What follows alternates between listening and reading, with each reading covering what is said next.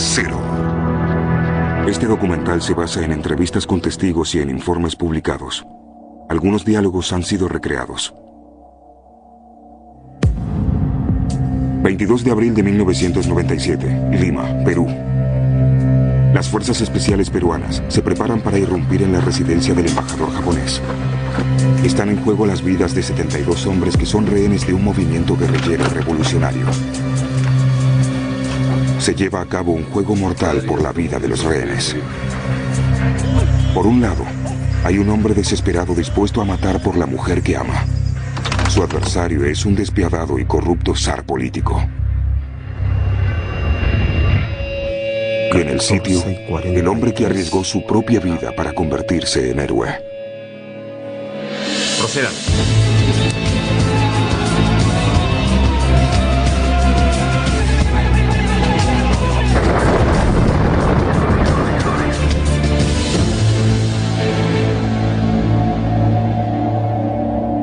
Lima.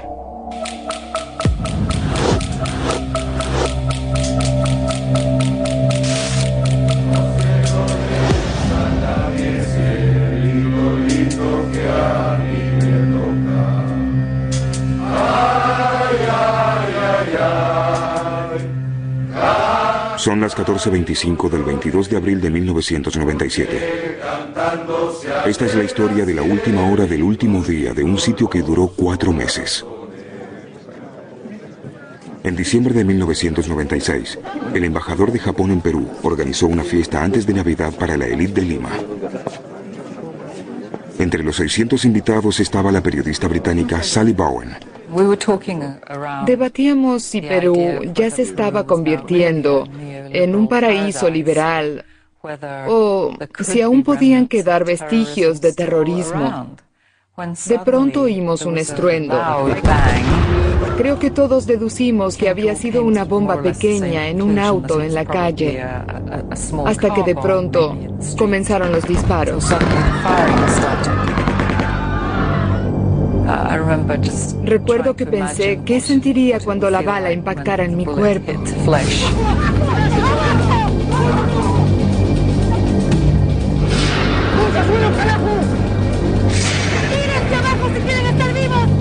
Sorprendentemente, una decena de guerrilleros tomaron como rehenes en cuestión de minutos a 600 de las personas más poderosas de Perú. Logré mirar con el rabillo del ojo y vi a 3 guerrilleros con los rostros cubiertos, con capuchas negras tejidas. ¡Este es el movimiento revolucionario Tupac Amaru! ¡Y nadie levante la cabeza! Si alguno de ustedes muere, no será por culpa nuestra, sino del gobierno. El líder de los guerrilleros es Néstor Serpa Cartolini, un ex líder laborista que realiza este acto desesperado motivado por sus creencias marxistas. Y también por amor. Su esposa es prisionera política en Perú y él quiere intercambiar a sus rehenes por ella. El movimiento revolucionario Tupac Amaru, o MRTA, es famoso por secuestrar y matar a sus rehenes.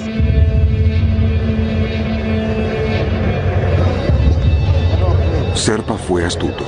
Sabía que su pequeño grupo de 14 no podría controlar a los 600 rehenes, pero tenían en sus manos a algunas de las personas más importantes de Perú, entre otros, al canciller. Él será una de las cartas más importantes de Serpa a la hora de negociar. Serpa liberó a los prisioneros menos prestigiosos, los meseros, las mucamas y los cocineros. Un rehén militar escapó.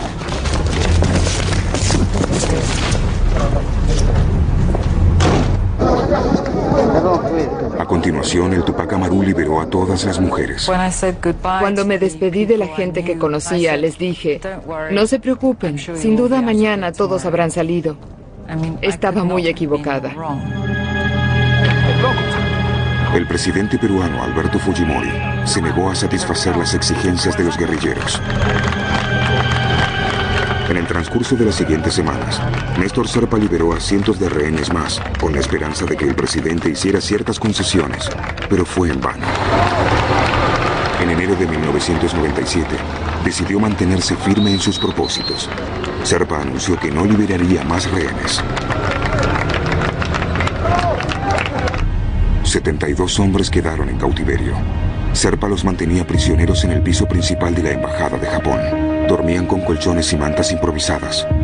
El gobierno de Perú había cortado la electricidad y el agua. Tanto los rehenes como los guerrilleros tenían poca comida y agua potable, y el baño no funcionaba. A un rehén le ofrecieron liberarlo, pero se negó. El padre jesuita Juan Julio Witch tenía un mensaje muy claro para el líder guerrillero. Señor Serpa, soy sacerdote católico. Voy a quedarme. Cuando salga el último rehén, saldré yo también. Me quedé por solidaridad, por unión moral. A las 14:32 del 22 de abril, el único hombre lo suficientemente despiadado para destruir a Serpa se preparaba para lanzar el ataque letal que planeaba desde hace meses. Vladimiro Montesinos era el jefe de inteligencia de Perú. Tenía órdenes secretas del presidente de planificar un intento de rescate armado. Montesinos es muy despiadado, es muy calculador y puede ser glacialmente frío. Montesinos había llegado a controlar casi todos los elementos importantes de la vida en Perú. Montesinos se granjeó la reputación de ser un jefe político brillante, pero cruel. Llegó al poder con astucia e inspirando temor. Era uno de los asesores de más confianza del presidente Fujimori. En público, Fujimori prometió hablar con el Tupac Amaru. En privado, había dado a Montesinos la autoridad para que recurriera a cualquier método para deshacerse de los guerrilleros, excepto matar a los rehenes. Siguiente nivel. Su plan consistía en construir túneles debajo de la residencia del embajador de Japón para iniciar un ataque comando sorpresa y para colocar un potente explosivo en el salón de baile, donde funcionaba el centro de operaciones del MRTA. El problema era que los explosivos podían matar a algunos de los rehenes además de los terroristas. Avisen cuando el mar esté listo. Bien. Serpa había amenazado con matar a los rehenes si no satisfacían sus demandas. Lo que no sabía era que Montesinos tenía un arma secreta, uno de los rehenes. Su nombre en clave era El Mar y estaba en comunicación directa con Montesinos. Tenía el destino de los 72 rehenes en sus manos.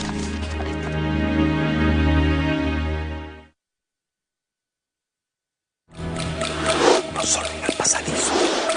Por ahora.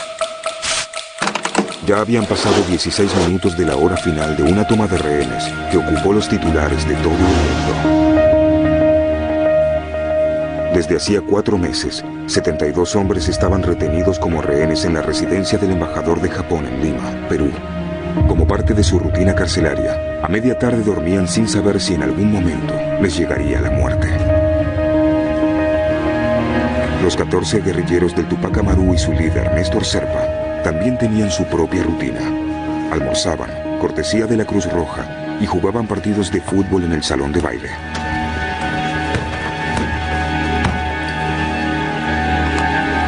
Pero uno de los rehenes no dormía. Era el almirante Luis Giampietri, militar de carrera, experto en contraterrorismo y miembro fundador de las Fuerzas Especiales de Perú. Durante los 4 meses del sitio, había murmurado con la Biblia entre las manos. Los jóvenes guerrilleros creían que había enloquecido. Lo que no sabían era que en su Biblia estaba oculto un transmisor que lo mantenía en comunicación directa con el jefe de inteligencia, Vladimiro Montesinos. Es el mar. Son 14:43. Aún no han comenzado los chanchos a jugar. Informaremos apenas esto se dé. El transmisor de Giampietri había entrado a la casa del embajador de Japón oculto en un paquete de suministros de la Cruz Roja. También había encontrado un localizador que permitía a Montesinos responder silenciosamente. Montesinos vislumbró una oportunidad cuando la Cruz Roja obtuvo acceso a los rehenes. A la Cruz Roja se le permitió ingresar a la casa para entregar comida, agua y medicinas. Sin que ellos lo supieran, el gobierno había ocultado micrófonos entre las provisiones.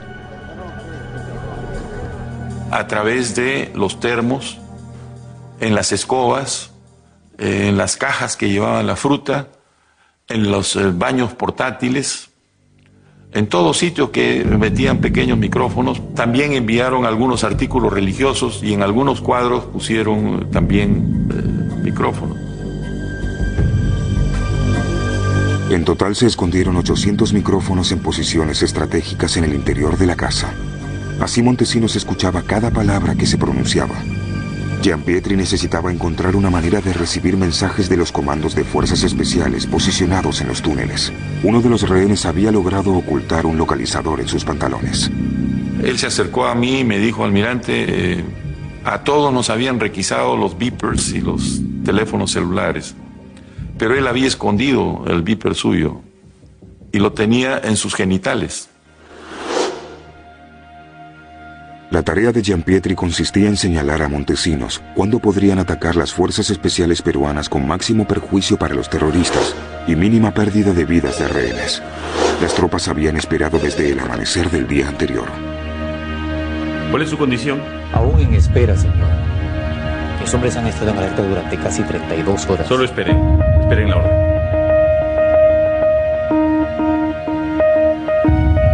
Durante meses, Vladimiro Montesinos se había preparado para este día y esta hora. Gianpietri pensaba que era el momento justo.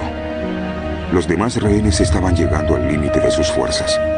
La mayoría no sabía nada, porque el más mínimo error podría arruinar el plan de rescate. Nosotros estábamos entrando ya en una situación de desesperación que era peligroso. Yo sentía lo mismo adentro. Había gente que ya no dormía, había algunos que de noche lloraban, lo cual hacía ver que en algún momento alguien podía perder el temperamento. Había uno que quería sacar la cuerda de mi guitarra para ahorcar a los terroristas.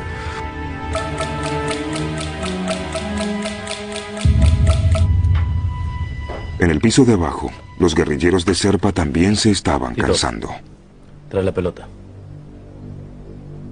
Serpa organizaba partidos de fútbol frecuentes para mantenerlos entretenidos, pero patear una pelota improvisada no levantaba mucho la moral. Ya, terminen. Es hora de levantarse.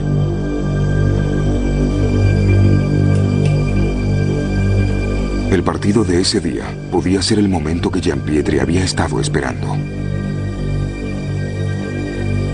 El chancho y los 3 chanchitos están abajo. Todavía no han comenzado el fútbol, pero se supone que lo harán dentro de algún momento. Confirmo esta información. Son 14:49.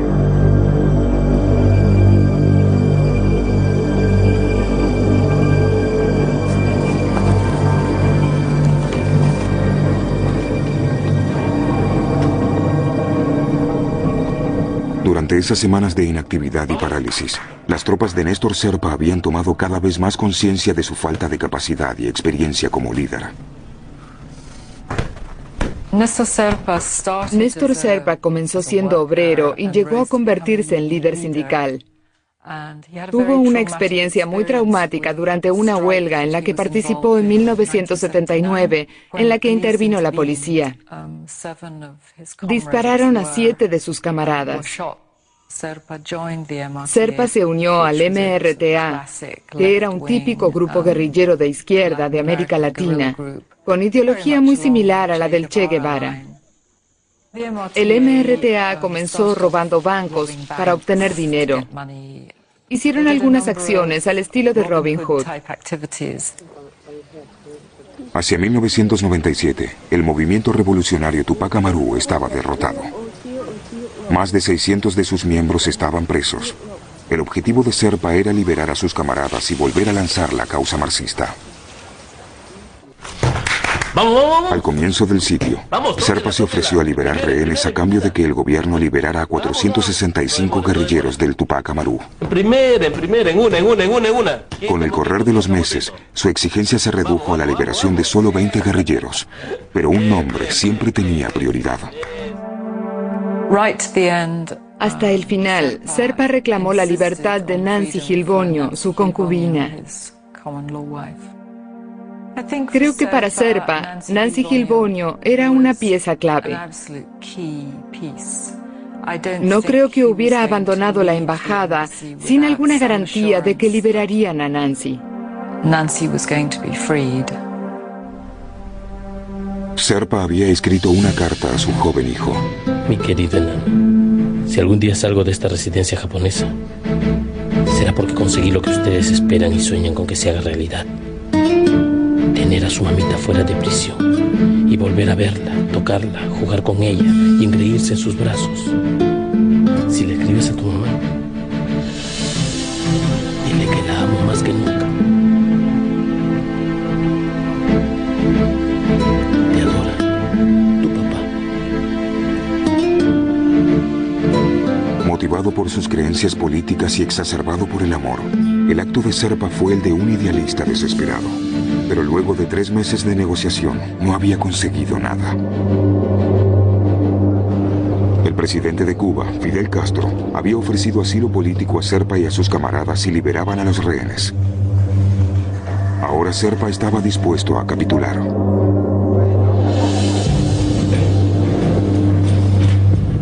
Serpa convocó a una reunión. Gracias a un micrófono oculto en el termo con café, Montesino supo todo lo que se dijo.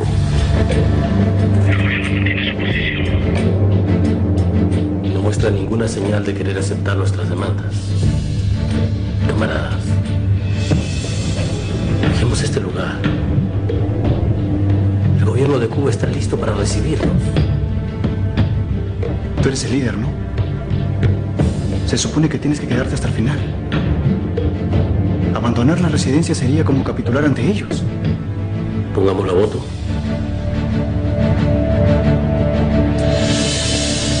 Mi voto es por abandonar la lucha.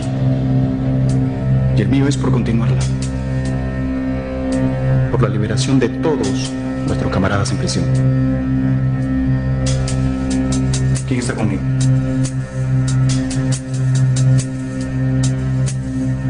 Somos 3 contra 1, Serpa.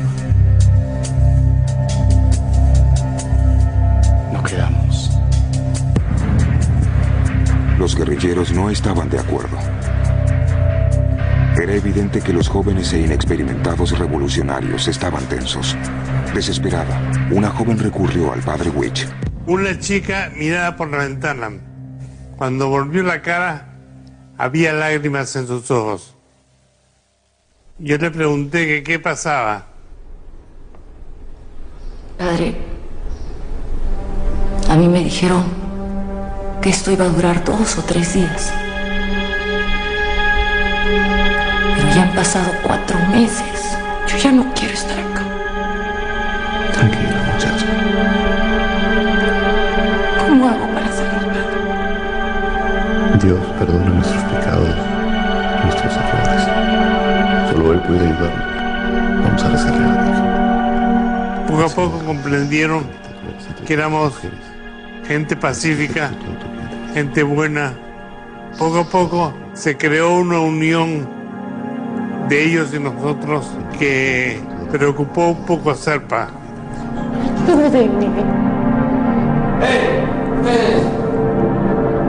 ¿Qué hacen? Se compuso, de repente volvió a tener la actitud militar y se alejó. Habían pasado 20 minutos desde que Montesinos había puesto en marcha su plan de ataque. Los grupos comando estaban listos. Había 3 túneles independientes desde los que podrían atacar de manera inesperada. Desde el frente,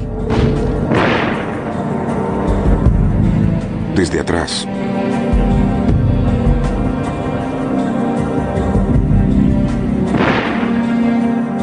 y desde el costado del edificio.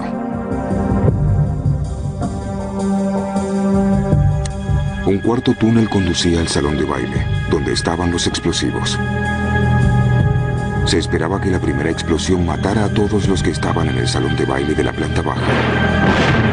Irónicamente, ese era el lugar en el que el MRTA había tenido originalmente a los rehenes, pero una decisión inesperada y apresurada de Serpa benefició al gobierno.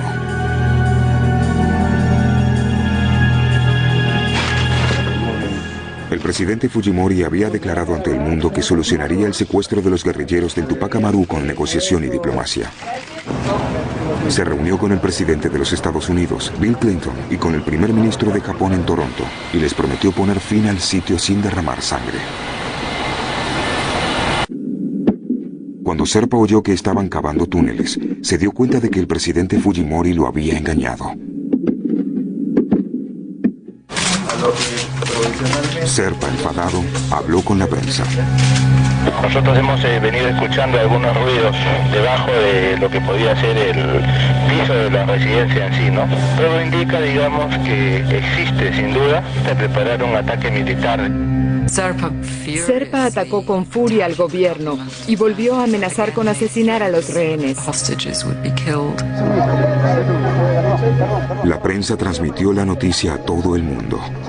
La seguridad de los rehenes pendía de un hilo, pero la siguiente decisión de Serpa fue una bendición para Montesinos. Lo mandó a todos al segundo piso. Esa fue la medida que tomó. Quedamos apretados en el segundo piso. Serpa envió a los rehenes arriba y reunió a los guerrilleros abajo en el salón de baile para poder enfrentar a los grupos comandos si irrumpían en la residencia. Esa decisión determinó quién viviría y quién moriría. ¿Ya?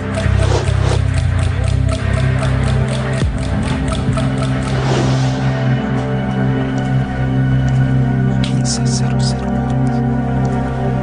Han iniciado el partido este. Voy a certificar exactamente quiénes son los que están involucrados. Serpa está jugando.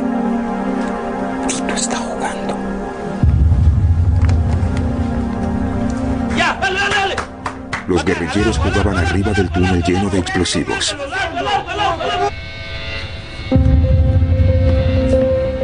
Gianpietri indicó a Montesinos que esperara. Pero antes de iniciar el ataque, Gianpietri debía asegurarse de que ninguno de los guerrilleros estuviera cerca de los rehenes y los matara. Después de 4 meses, pocos rehenes esperaban un intento de rescate. Jaque. Tampoco esperaban sobrevivir. Eso es a la hora, ¿no? Un toque, a ver quién puede, Pasas el árbol, un toque, a ver. En el salón de baile de la planta baja, los rebeldes estaban distraídos por el partido de fútbol y por sus propias discusiones.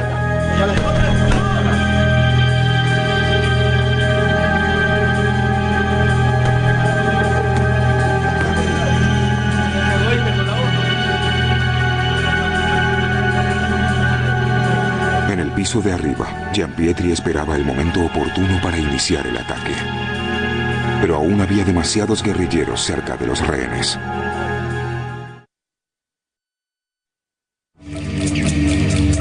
Queda menos de media hora en esta tragedia que se extendió por 4 meses.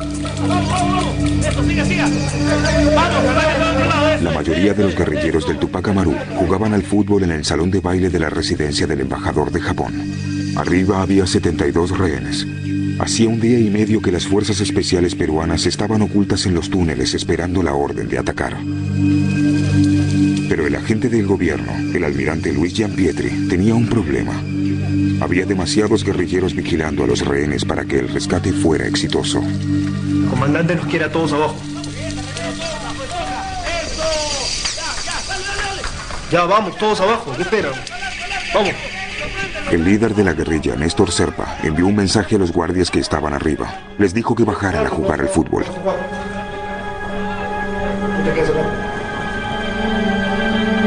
Por un partido de fútbol, Serpa cometió un error fatal. El único guerrillero que quedó arriba estaba junto a una gran ventana, expuesto. Era un blanco fácil para los francotiradores posicionados en los techos vecinos.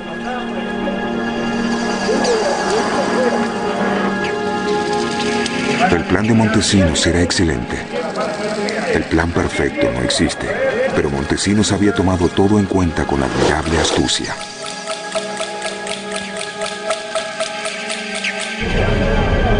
En público, Montesinos se mostraba interesado en negociar, pero era todo una pantalla. Las dilatadas conversaciones tenían como único objetivo ganar tiempo. Serpa había permitido entrar a periodistas japoneses y de otras nacionalidades. El Tupac Amaru se jactó de sus armas y de sus importantes cautivos. Serpa anunció que el canciller peruano, Francisco Tudela, sería el primero en ser ejecutado si había algún intento de rescate. Pero Serpa no sabía que algunos periodistas eran agentes secretos de Montesinos que filmaban para reunir información detallada para un futuro ataque.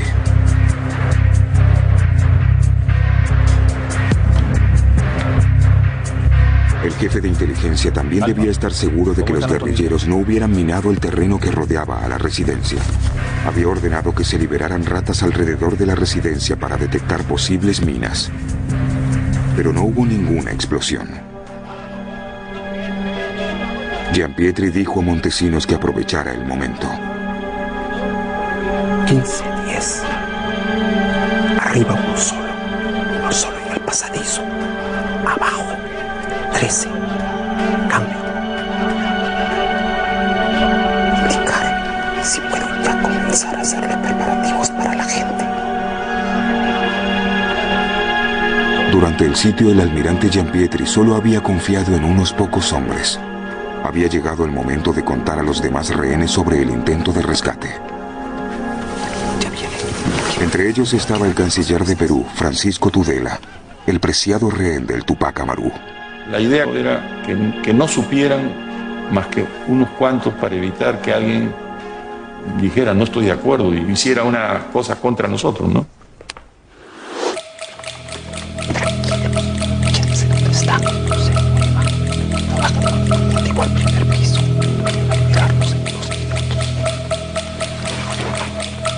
Y les digo, vamos a abrir la puerta. Pues me quedaron mirando y ¿qué vas a hacer? Vienen por nosotros. ¿Estás loco? Me dijeron, vienen por nosotros. En un momento que bromeábamos con un humor sarcástico que íbamos a ser liberados. Y cuando oí que íbamos a ser liberados, creí que era un chiste.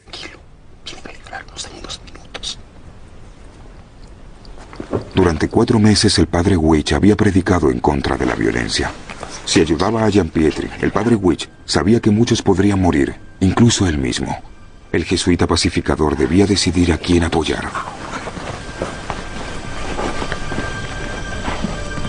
Juan Julio, tienes que ayudarme a mover el escritorio.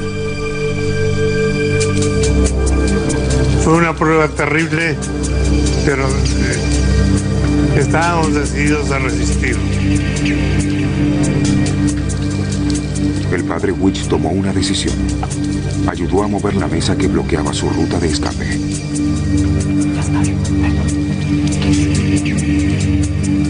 El plan del grupo comando era liberar a los rehenes por las puertas de la terraza. Este es Mar. Ya estoy listo para cuando me ordenen abrir la puerta. La noche anterior, Gianpietri había escrito a su familia. Sabía que si atacaban la residencia, el Tupac Amaru mataría. Por ser un militar importante, él sería uno de los primeros en morir. Yo he escrito mi testamento y mi despedida a mi familia. Había una lucha interna muy grande entre el vivir o no vivir. En otras palabras, éramos conscientes de que el Estado peruano no debía doblegarse ante el terrorismo, pero a la vez queríamos salir vivos de esto. Jugar las dos cosas no era muy fácil, porque el cálculo que siempre conversábamos era que por lo menos el 40% de nosotros iba a morir en una operación militar.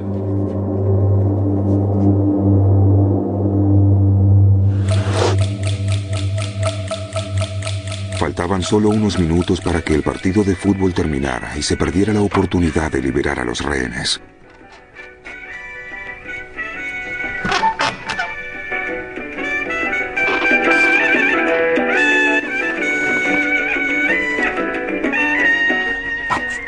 Después de 4 meses, los tornillos de las puertas de la terraza se habían oxidado.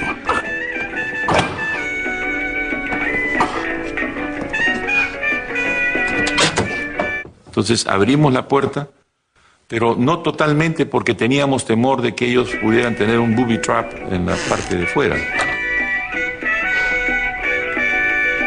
Las puertas se abrieron sin problemas. Los rehenes se enteraron de que había un plan de rescate. Prepara la puerta. Suerte. Acá no vamos a esperar para ayudarlos.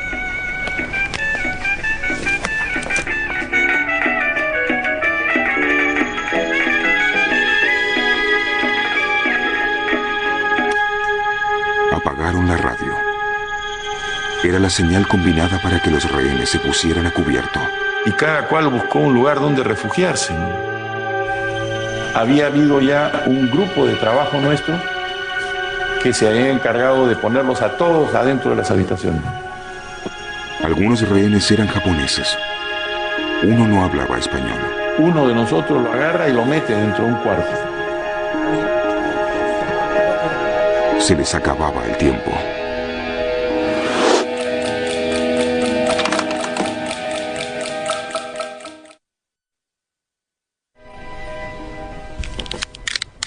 Montesinos aún necesitaba que el presidente Fujimori aprobara el ataque, pero en ese momento vital no podía comunicarse con él porque estaba solucionando problemas personales. Ya sé lo que está haciendo. Montesinos llamó a Fujimori. Fujimori estaba en el Palacio de Justicia haciendo unos trámites para su divorcio. La secretaria que respondió el teléfono celular de Fujimori no quería comunicar a Montesinos. Montesinos terminó gritando a la secretaria por teléfono para que ella lo comunicara con Fujimori, para que él diera la orden de entrar.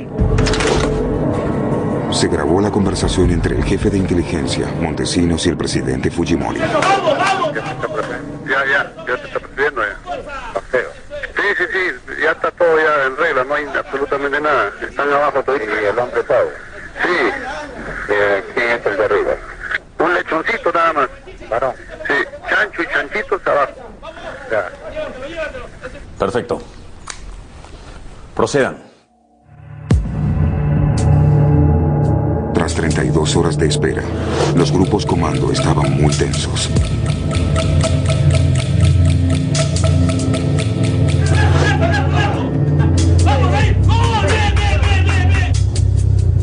Gianpietri debía dar la señal para que atacaran. Mari está enferma.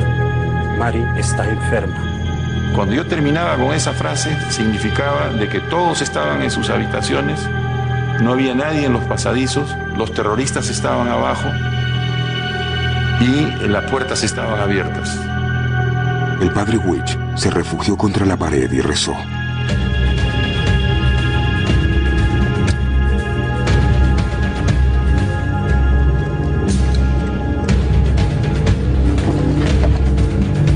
¿Listos? ¿Listos?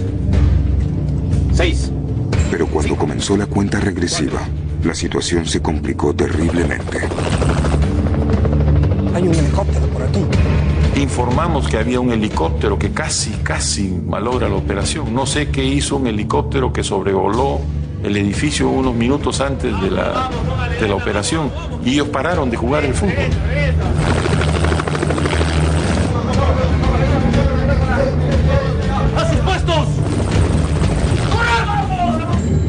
El líder del grupo comando debía tomar una decisión en una milésima de segundo. 3, 2, 1, dale.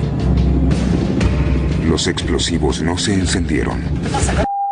No sé. Y el oficial que estuvo abajo tuvo un tiro seco cuando hicieron la primera explosión. No funcionó el sistema. Pero en todo tenían duplicado. Batería. Una batería de autos se convirtió en un rápido, aunque menos sofisticado, plan B.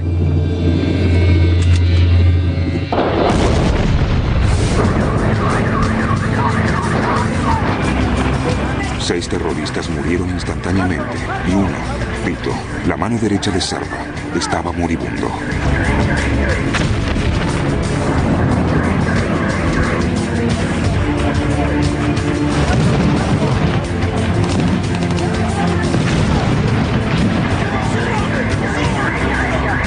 Serpa y otros 7 corrieron hacia el piso de arriba decididos a matar a los rehenes. 140 oficiales irrumpieron en la residencia desde todas las direcciones. El Tupac Amaru se vio superado en número. Porque el ingreso fue masivo, fue por 10 sitios distintos a la vez. Todos entraron por distintos lugares. Los oficiales debían rescatar a los rehenes antes de que los guerrilleros los mataran. Dispararon a Néstor Serpa en la escalera mientras se dirigía hacia los rehenes.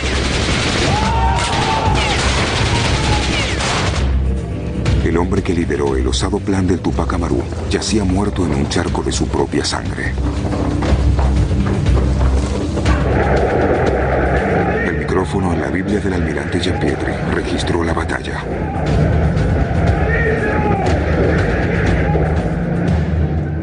Nosotros siempre supimos que si sobrevivían a cualquier ataque, ellos iban a ir a buscar para matar a la gente que tenían a su cargo. Y sucedió así. Exactamente eso pasó. Y el encargado de la habitación mía, yo lo he visto en vivo y en directo, o sea, lo puedo contar. Entró a la habitación buscando al objetivo principal, que era Tudela. Un oficial recibió la bala que dispararon al canciller Francisco Tudela. Tudela escapó herido, pero vivo.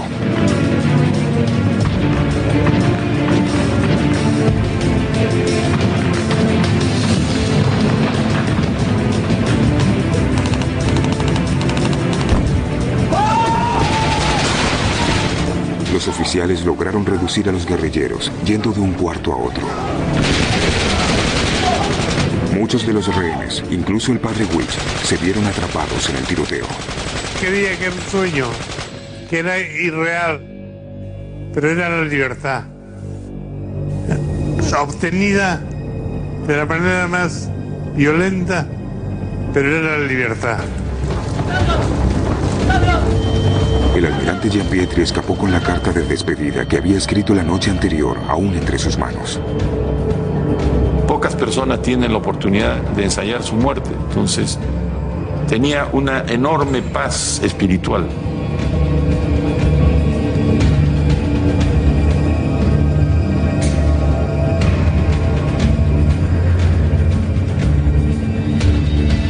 En ese momento yo dije, estoy vivo. Ahí fue donde realmente me di cuenta de que estaba vivo. El micrófono en la Biblia del almirante Giampietri registró el fin del sitio, cuando los disparos terminaron.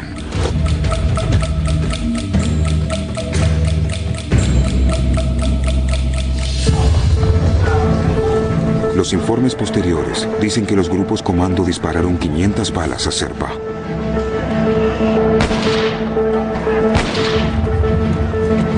La oposición lo llamó una ejecución. Fue una venganza contra el hombre que humilló a las autoridades de Perú ante el mundo. Quizás nunca se sepa si murió en un tiroteo o si lo ejecutaron despiadadamente.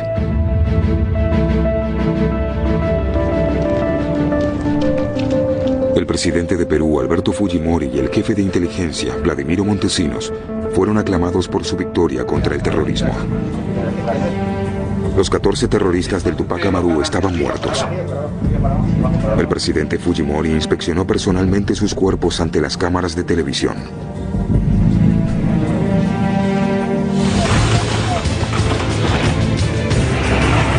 Solo un rehén murió, el juez de la Corte Suprema, Carlos Yuste Acuña. 2 oficiales también murieron, el capitán Raúl Jiménez y el coronel Juan Valer, el hombre que recibió la bala que dispararon al canciller de Perú.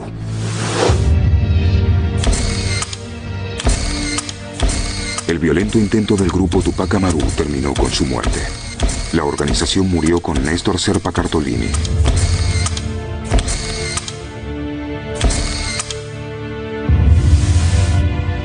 Sus hijos, Néstor y Juan Carlos, están exiliados. Su esposa Nancy estará en prisión por el resto de su vida. Sally Bowen cree que la violenta solución del gobierno de Perú a la crisis de los rehenes fue el resultado de la humillación que sintieron. Hicieron quedar como estúpidos a los servicios militares y de inteligencia. La mayoría de los 14 guerrilleros no tenían entrenamiento. Eran muy jóvenes y venían de la selva. Nunca habían estado en Lima. Aunque finalmente no obtuvieron lo que buscaban, mancillaron el orgullo de las Fuerzas Armadas y de los servicios de inteligencia. Debían vengarse.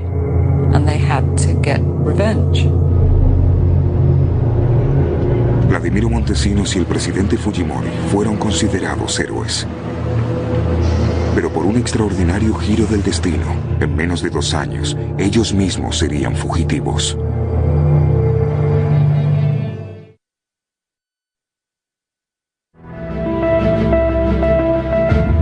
El 22 de abril de 1997, la residencia del embajador de Japón en Lima fue recuperada tras un sitio que duró 126 días. Vladimiro Montesinos fue elogiado por su rol en la victoria contra el terrorismo, pero se descubrió que el jefe supremo de inteligencia usaba la guerra contra el terrorismo para ocultar una red de corrupción. El poder de Montesinos le otorgaba control ilimitado del negocio más próspero de Perú, la cocaína. Hay pruebas convincentes de que Montesinos continuó exportando cocaína de Perú durante el sitio a la embajada de Japón. Aprovechó que la prensa estuvo concentrada en lo que pasaba en la residencia de Japón. En septiembre de 2000, la televisión peruana transmitió una grabación de video secreta. Mostraba a Montesinos sobornando a un político de Perú. Así se reveló su imperio de crimen y corrupción. Cuando se había convertido en quien compartía el poder con Fujimori, en realidad era el cerebro del tráfico de drogas de Perú. Recibía un porcentaje por cada cargamento de cocaína que partía del país. Montesinos huyó del país, pero fue capturado en junio de 2001. Cuando lo atraparon, inculpó también al presidente de Perú, Fujimori. Al final, Fujimori no logró sobrevivir sin Montesinos. Él también huyó del país poco después que Montesinos. Luego de un par de semanas, asistió a una conferencia internacional en Brunei y nunca regresó. Envió un fax diciendo al pueblo peruano que renunciaba. El país se había quedado sin presidente. Vladimiro Montesinos sigue en una prisión de Perú esperando la sentencia que lo condenará a cadena perpetua. El padre Huich recibió el Premio Nacional de Perú a los Derechos Humanos por apoyar a los rehenes. La violencia no es solución. La violencia solo trae violencia, odio, rencor, muerte. Después del sitio, el almirante Gianpietri incursionó en la política y fue elegido vicepresidente de Perú en 2006. Esto no fue una cosa circunstancial y esa es una de las razones por las cuales yo he entrado en política. Porque creo realmente que si este país no recibe un cambio muy grande en su sociedad, es una bomba de tiempo. Un guerrillero violento, un asesor corrupto y un político mentiroso. Las acciones de estos 3 hombres contribuyeron a su trágica ruina. Uno murió y los otros 2 sufrieron la deshonra en la cuenta regresiva hacia la catástrofe. 6 meses después del sitio, la residencia del embajador de Japón fue demolida. Perú borró toda prueba de una casa en la que se vivió una masacre.